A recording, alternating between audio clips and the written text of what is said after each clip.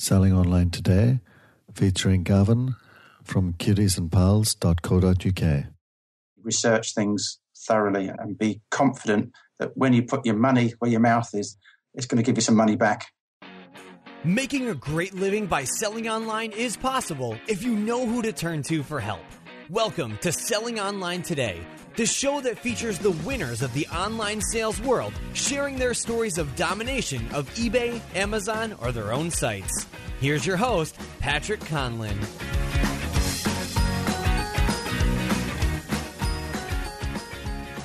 Hi everyone, and welcome to Selling Online Today, the show that brings you all you need to know to successfully sell online in today's changing environment. As you know, here we stress multi-channel selling, so Amazon, eBay, website, all at the same time, all interlinked.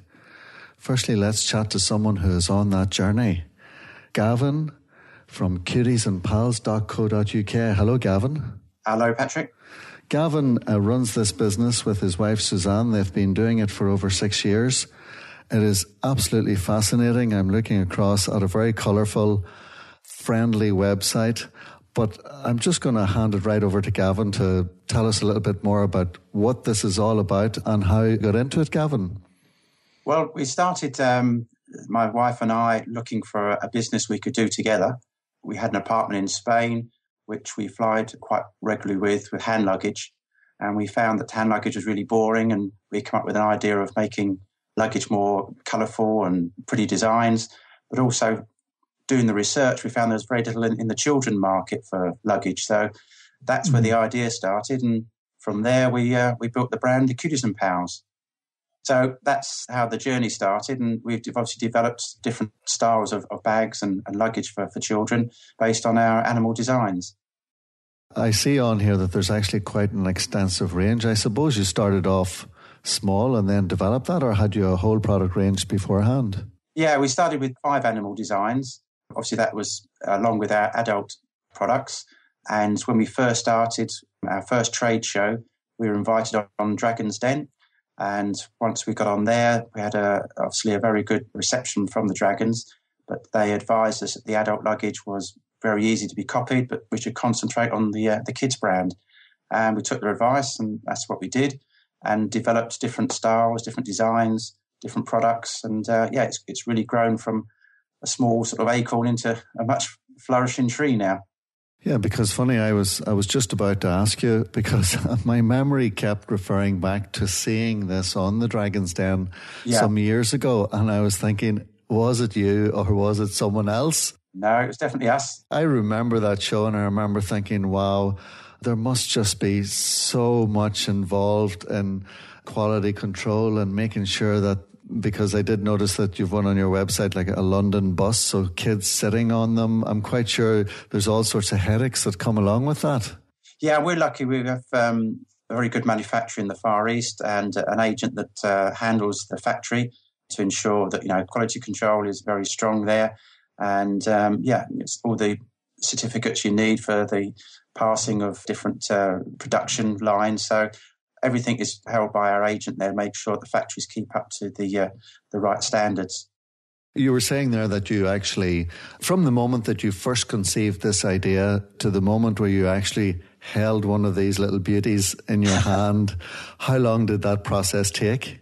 Well, my wife did a lot of research in finding the factory, which actually took around sort of 3 to 4 months to actually get a factory that could do what we wanted and have the right quality. From there, they did a sample, and then by the time we actually got the first container over, we were looking about 14 months it took from finding the factory to actually getting the stock over. Well, that's not bad. That's pretty good, considering that it's just yourself and Suzanne, your wife. Yeah. Did you have to visit a lot the Far East, or were you able to do this remotely with the internet? That's the beauty of the internet, yes. Yeah, most of it was done remotely, either via Skype or via emails. Once we found a factory and they sent a sample which we were happy with, that's when we flew out and spent sort of a couple of weeks with them, checking things, going through the factory and, looking at production of our first sample. Yes. Would you ever consider manufacturing within the UK? Are the costs still just too much? Yeah, that was our first port of call. Obviously, control is much easier if we could do it in the UK, but Suzanne did a lot of that research, and it was just too expensive. Times have changed a little bit, but China prices have gone up, but still UK prices are too high unless you say you can actually afford to run your own factory. But of course, we've only got one sort of design. So for most of these factories do lots of different companies. So yes, it's still best for us to work Far East. CutiesandPals.co.uk. It's a great name. We could continue talking about the whole manufacturing end of things, but that would be going off topic slightly. The whole objective of selling online today is to really delve into the whole area of selling it online. Now, you have opened up quite an array of thoughts for our listeners, in as much as the world becomes a smaller place online, which is great. And I know that when I'm flying back from Spain, at least the last time I did, I was looking out the window. We were actually going over England and then cutting across to Dublin. And I was just looking over, I was following it on the map, and I was thinking, the world is such a huge place, and there's so much business that can be done out there. Media does make it feel very, very small, but even flying over Spain, and I was able to see Madrid and then see the English Channel and all the different counties and cities there. You were thinking, all of this, I could have my product in. Yeah. So it is really... The internet, on the one hand, is so inspiring that way because you can reach so many customers. So speaking of that, you have a beautiful website. Do you also sell on Amazon and eBay? Yes, we have ourselves our own Amazon shop. For eBay, we supply our customers, our sort of retail customers, so they will market through eBay themselves. Would you have started off then with your own website and then moved on to Amazon? No, we did it sort of universally. When we opened up the website, we also went straight onto Amazon and to eBay. So all those three channels were right from the beginning. But because of supplying direct to retailers, we withdrew sort of eBay to give them a bigger sort of marketplace to encourage them to buy sort of wholesale from us. So that's still a big part of your business then, supplying the trade, as they would say? Exactly, yeah. So we have sort of two arms. We have the wholesale, which we sell through our UK distributor now. We used to handle it ourselves, myself and Suzanne and we had staff, but it became obvious once the brand grew into different countries worldwide that we needed to concentrate more on developing products and developing the distribution. So we gave UK distribution to another company. So we just handle the website and Amazon. Then the rest of it is more distribution through wholesale to different parts of the world. We're in, I think, 35 countries now that we distribute to. Wow. In other words, 35 countries that you have actual retailers that are selling your goods in their stores. Exactly. And obviously, again, a lot of the distributors will market via Amazon in sort of Germany or Spain, wherever they're based. So it spreads the marketing through that as well. Have you ever dabbled into the world of fulfillment by Amazon? Yes, we did when we first started. We did do that, and it was very successful. But because we no longer hold stock now, we do that through our UK distributor. So they do all the fulfillment for us. So we found it very successful using Amazon for fulfillment. One of the things that we notice, well, at least I notice when I'm interviewing businesses, that really the most successful businesses are the ones who have chosen one product and have become quite niche at that. Yeah. We've had some really, really interesting interviews with guys that, for example, only sell shoelaces online. or only sell chili sauces online, but I mean the really hot ones. Yeah. So, you've niched down, as they say, and you've chosen luggage, and then even within luggage, you've chosen children's luggage, and even within children's luggage, you've gone for that cute design. Yeah. Do you feel that has helped you in as much as the more niche you are, the easier it has been to focus and not become distracted by all of the fluff that is around creating a product? Yes, it has. We have been tempted to do other things. As you say, the London bus is a little diversion from the characters we had. Although the characters are included on the bus, we wanted to keep that identity. But I think that the core of our products are the design of the animal. So long as we keep him with bags and travel goods, we've been sort of tempted to look at doing different things, going away from travel. But I think, things like people say, why do you do a cutie umbrella or cutie Wellington boots? But it's, as you say, it then becomes a new market that, we don't know. We have to research, market, and that can take away from your core business, which for us is bags. Part of the experience with the Dragons, they said, concentrate on the brand, develop your core product, and then you can maybe license it to a company to make umbrellas or Wellington boots. And that's what we try to do. Are the Dragons still involved? No, we were in, it's amazing, on the TV, I think we were on telly for 2 minutes, but we were in there for over an hour talking with them.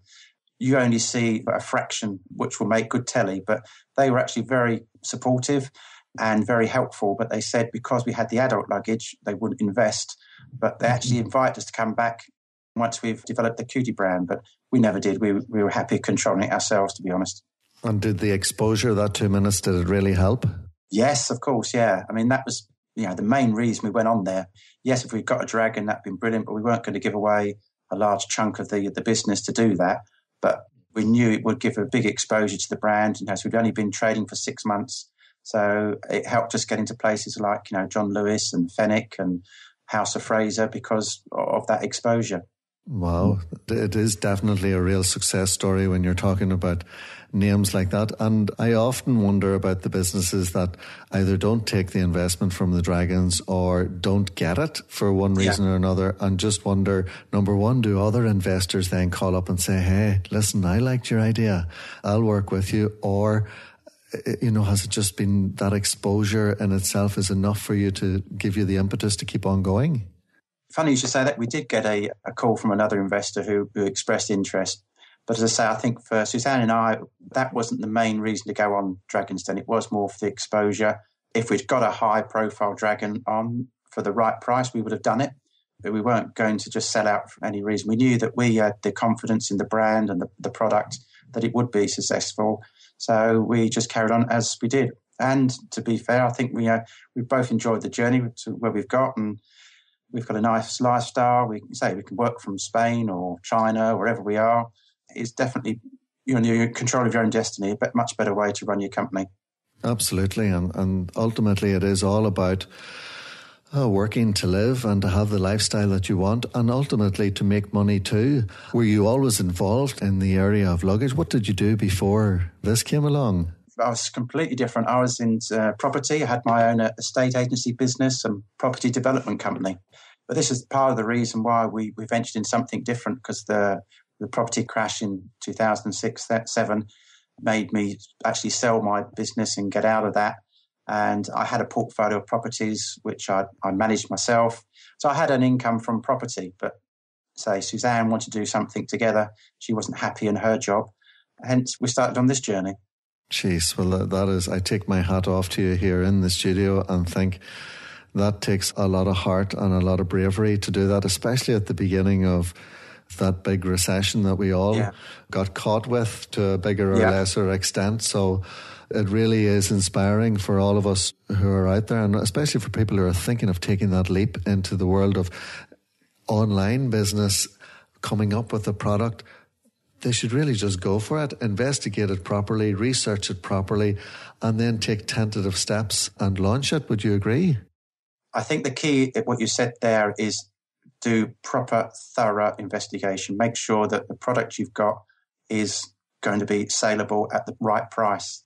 You can come up with a fantastic idea, but if it's too much for people to buy, then you'll never sell it. So you have to research and make sure that the market you're going into will accept the price point that you've got. And that is very important and takes a lot of time, a lot of investigation, a lot of research, from manufacturing, getting the best possible price, but then making sure that the quality is good enough. And then once you've got that price, to make sure that the market you're going to sell in will accept it. Because they say you can have a fantastic product and people go, well, it's too expensive. And then you're dead in the water before you've even started. I know. And do you find now that a lot of your day-to-day, you'd be having a customer service role, at least for your distributors and for your agents and for your retailers? Or do you get to do all the fun stuff like continuing with product development? We do the product development, and obviously we will research before we actually make anything. We go with the idea, we speak to kids, see what their reaction is. We have a good designer who gives us the artwork, and we can play with kids, see what they think about it. Then we'll do a sample, see what the kids think about the sample, and see if there's anything we can improve on. So that's where we concentrate. We have a Facebook page where we put a lot of information, and I get ideas from people, what they think would be a good idea that we can develop. So again, it is very much keeping in contact with your customer and really researching what they want and what they like. Because you might think, oh, this is fantastic, but you show it to a kid and they're not interested. So it's very important to say, know your market, know the price points are right as well. I see you actually do that social end quite well, because I'm on facebook.com/the CutiesandPals, and I see that someone, either you or someone else, shared a photograph of spotting the luggage in Bruges. Yes, yeah, that was actually my niece saw that. I'm sure that must be just wonderful. I suppose it's like me. I sell women's shoes online, but I also have a bricks and mortar shoe shop in one of the local towns here in Northern Ireland. And sometimes when you're walking through the shopping centre and you see a pair of boots that came from your shop, yeah. you kind of just think, there you go, that's quite nice. It's great to think that you help that person or they get that product into that shop, and there definitely is a feel-good factor about it, isn't there? Oh, certainly. I mean, I remember seeing our first cutie. It was in Spain, would you believe? We were at a fairground with some friends, and there's a young boy with one of our penguin backpacks on. It was to say, a real buzz. Well, Gavin, just one little annotation to that. I used to work in Spain myself. I was based out of Barcelona, and I used to be the marketing director for private language academies over there. So I was getting parents and kids to go to the UK or Ireland or the United States to study English for a full year. And I remember that the organisation that was behind it actually had a kids magazine, and it was cartoon based, and there was a lot of hard work because I helped get that project off the ground, and there was a lot of hard work and a lot of back and forth regarding actually the copywriting of the kids, of the characters which the artist in America had created to get the proper protection in Europe so that it couldn't be imitated. And it was such a headache for me, and it was so... apart from being a steep learning curve, there was so much involved in it. And is that something that you've had to do with your product too? Yes, certainly. We've registered our designs in Europe, US, and in China, because what we found, especially in the Far East, is that the factories will see something, they think it's good, and they'll copy it. And unfortunately, not all buyers from Europe will realise that this is a brand that is registered. So they might buy from a factory direct, import it into Europe, and obviously as soon as it hits the shops and we know that we've not supplied it, then we can take action to stop them selling, copies basically. That's actually quite a big part of my day-to-day business now, is getting emails and pictures from our distributors saying, this company has imported a copy. And when we do trade shows, we go around and check that other stands aren't selling any copies. And my wife is very keen on Amazon. She trawls through Amazon, both US and in the UK, to make sure, again, there's no copies on there. So it is a big problem, but as long as you register your designs, you will be able to protect yourself. Yes, which is very daunting for a lot of people, but important. And as you say, to build a brand, that would probably be key to protecting it. Yes. There are a lot of tools out there. You've made a very positive reference towards Amazon and the help that's been able to afford you to get your product to market. Are there any other tools out there in the world of e-commerce that you like in particular? Well, I knew nothing about e-commerce at all when I started this, and I got a lot of help from our web designers. So I think getting a good web designer is very important. They can structure your website to give you ultimate traffic to your website and can teach you things. So I think it's very important to be able to work closely with a good web designer. Amazon I've found very good because if there is a copy, you can register the complaint and they will deal with it very good. So eBay, I've not dealt with so much to say we did that from the start, but we've also gone on to Not on the High Street. They've worked well with us. That's not a bigger platform as Amazon, but it does a good job, especially I would say at Christmas time, because I think they do a lot of TV marketing, which will get people to go to that website.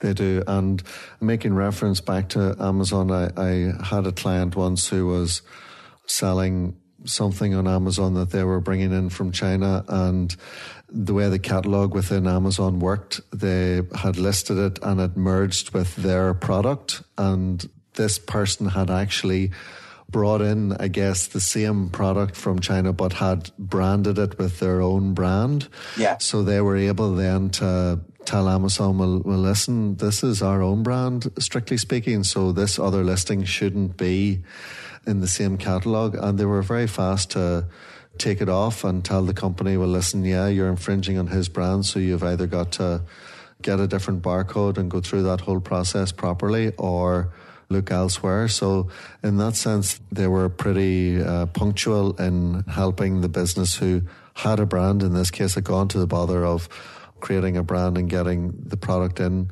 and it worked well for them. So totally agree with that. Gavin, you're a wise business person now after the estate agency and also this 6-year journey that you've been on. One of my favourite quotes actually comes from an English businessman who passed away last year. His name was Felix Dennis, and he was involved in the publication industry. And he used to say, it's not the idea in itself, it's the execution of the idea. And I always thought, yeah, that's really good. Do you have any quotes that you like or that you use that keep you motivated during the day? Oh, no. Who's turn is it to make a cup of tea, I think. That's what keeps you motivated. Yeah. What would you say your strong point is? You personally, what would your strongest point be in your business life? Well, I'm a very positive and driven person. So every day is a new day. Even if you've had a bad day, the day before something's gone wrong, you can start again.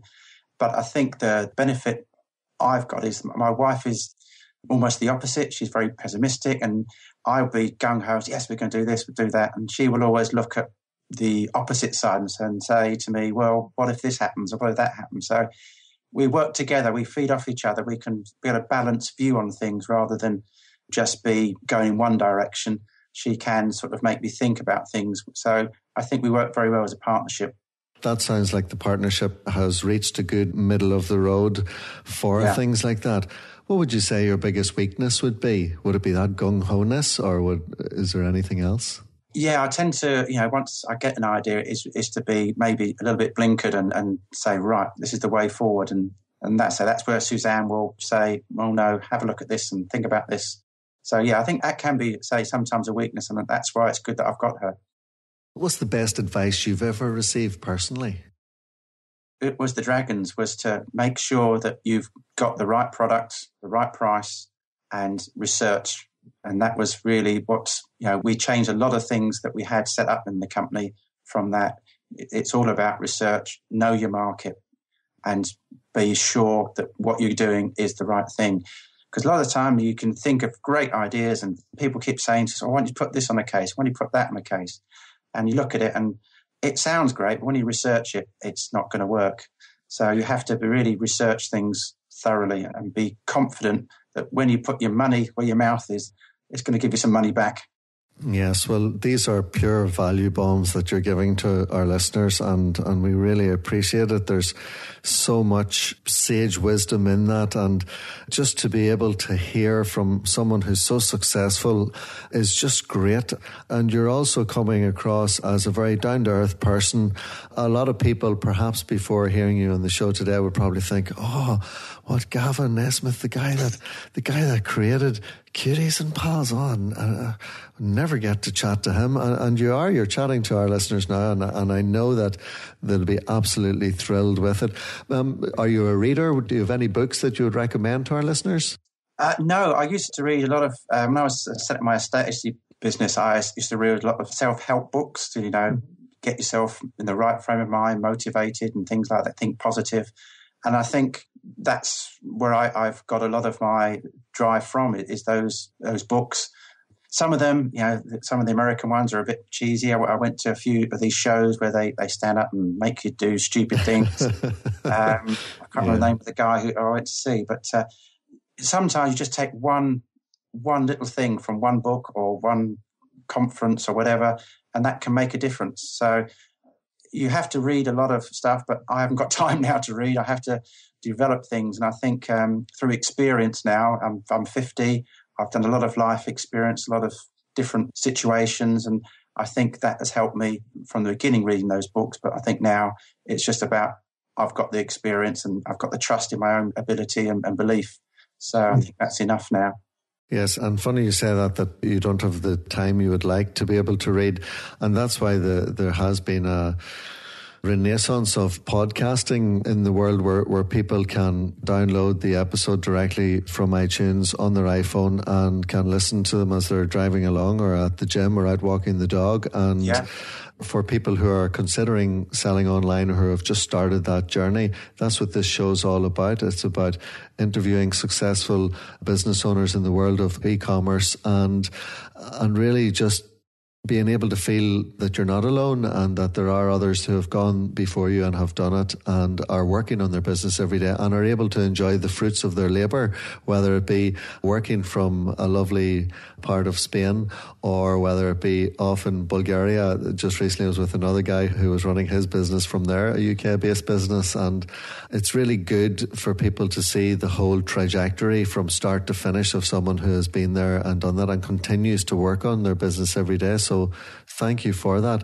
We're just coming to the end of our show. We have been thrilled that you've been able to come along. Just remind us again the best way to be able to contact you or to see your products again.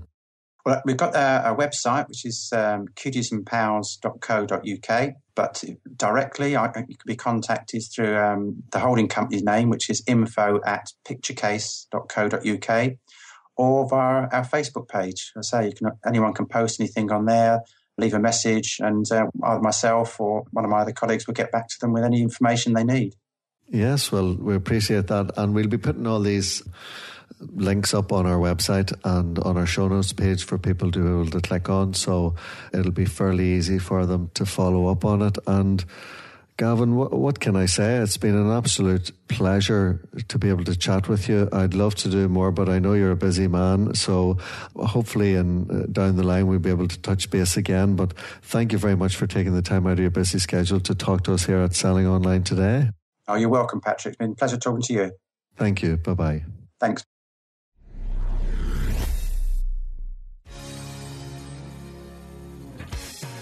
Take the time right now to go to sellingonlinetoday.com and gain instant access to tons of free resources to help you in your online selling journey.